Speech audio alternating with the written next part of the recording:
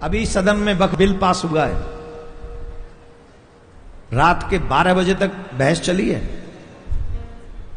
और उनका पक्ष लेने वाले हिंदू नेता हैं। एक भी मुस्लिम नेता ने यह नहीं कहा कि सनातन बोर्ड बनाओ, लेकिन कितने हिंदू नेता हैं जो कह रहे हैं कि वक्फ बोर्ड बचाओ। क्यों? क्योंकि हम और आप ईमानदारी से धर्म के रक्षक नहीं है, हम और आप ईमानदारी से देश के रक्षक नहीं है।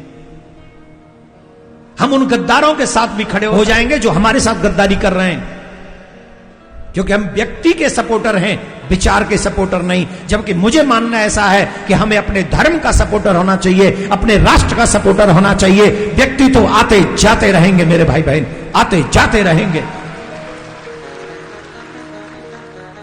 हमें अगर सपोर्ट करना है तो अपने देश का, किसी व्यक्ति का नहीं।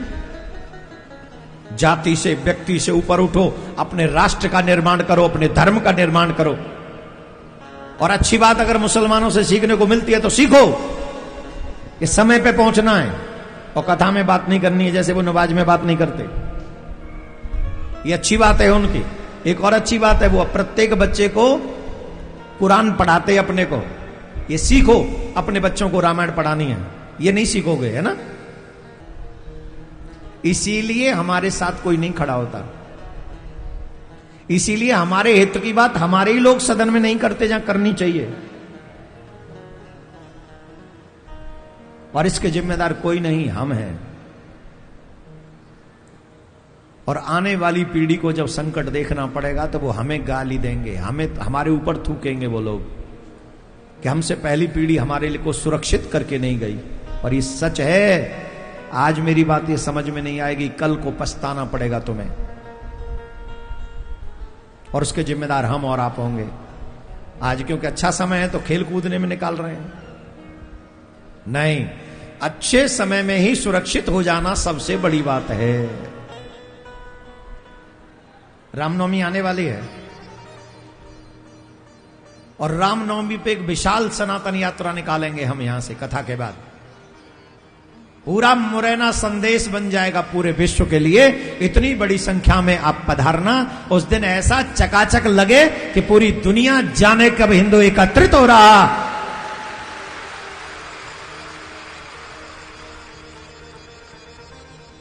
सनातन यात्रा निकालेंगे किसके लिए? कृष्ण जन्मभूमि का निर्माण हो सके, सनातन बोर्ड का निर्माण हो सके। और अगर मेरी बात से सहमत हो तो ईमानदारी से हाथ उठाना। वैसे मेरे अभी मत उठाओ, अभी ये तो इसमें तो सहमत हो, दोनों मैंने जो बोली है इसमें तो पक्का सहमत हो। तीसरी बात जो बोल रहा हूं उसमें अगर समर्थन मुझे मिलेगा तो मुझे लगेगा कि मेरा मेहनत, मेरा प्रयास सफल हो रहा है और हम सनातनी जाग रहे हैं। तीसरा एक और उद्देश्य मेरे मन में आ रहा है, जो लोग हिंदू होकर इस वक्फ बोर्ड के पक्ष में जिन्होंने वोट किया है, हम उनका भी विरोध इस यात्रा में करें।